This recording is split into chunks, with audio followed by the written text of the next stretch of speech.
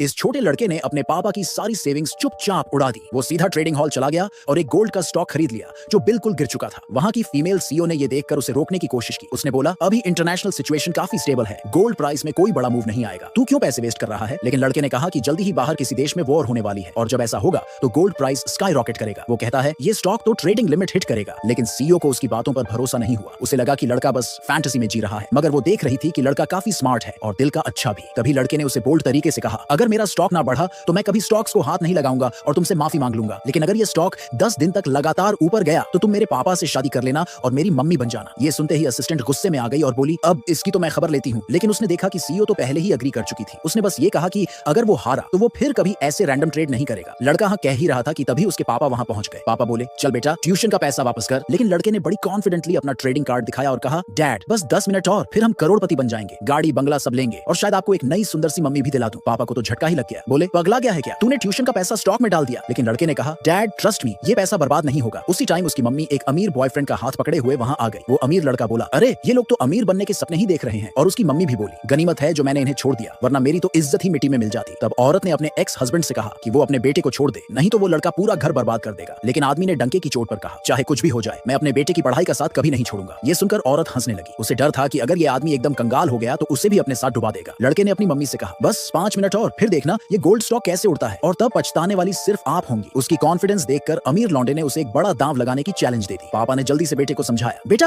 ये गैम्बलिंग मत कर। यहाँ तक कि सीईओ भी थोड़ी टेंशन में आ गई कि कहीं लड़का हार न जाए। लेकिन लड़का तो एक रिइंकार्नेटेड बंदा था। उसे पूरा यकीन था कि ये स्टॉक लिमिट अप मारेगा। जब पापा उसे घर ले जाने लगे तो लड़के ने साफ मना कर दिया। ये देखकर औरत को लगा कि उसका एक्स हस्बैंड तो बिल्कुल डरपोक है और सबके सामने उसका मजाक उड़ाने लगी। कहने लगी, तुम मेरे बॉयफ्रेंड जैसे कभी बन ही नहीं सकते। उस पल में आदमी का खून खौल गया। उसने अपनी इज्जत वापस पाने के लिए बेटे को दांव लगाने की परमिशन दे दी। औरत को यह बिल्कुल एक्सपेक्ट नहीं था। फिर वो अमीर लड़का बोला, अगर 3 मिनट में ये स्टॉक नहीं चढ़ा तो तुम बाप बेटे दोनों मेरी लाइफ टाइम के लिए नौकर बन जाओगे, और अगर स्टॉक चढ़ गया तो मैं और तेरी मम्मी दोनों तुम्हारे सामने घुटनों पर बैठकर माफी मांगेंगे और फिर कभी तुम्हारे सामने नहीं आएंगे। पापा ने देखा कि बेटा कितना कॉन्फिडेंट है तो अब पीछे हटने का कोई ऑप्शन नहीं बचा। सीईओ पहले तो लड़के की मदद करना चाहती थी, पर अब वो खुद अपने फैमिली बिजनेस के लिए अच्छा मैनेजर ढूंढ रही थी। इसलिए वो अपने असिस्टेंट के साथ वहां से निकल गई। धीरे धीरे 2.5 मिनट निकल गए। अमीर लड़के को लगा कि उसकी जीत पक्की है। उसने पापा से कहा, अब तो घुटनों पर आजा और माफी मांग, तेरे बेटे को मैं छोड़ दूंगा। पापा सोचने लगा, काश बेटा पढ़ाई पर फोकस करता तो शायद ये सब ना होता। और जैसे ही वो घुटनों पर बैठने ही वाला था, उसी वक्त ठीक 3 मिनट पर ट्रेडिंग हॉल से अनाउंसमेंट हुई, स्टॉक सर्ज कर गया है। पूरा हॉल सन्न रह गया। किसी ने नहीं सोचा था कि छोटा लड़का वाकई ये बाजी जीत जाएगा।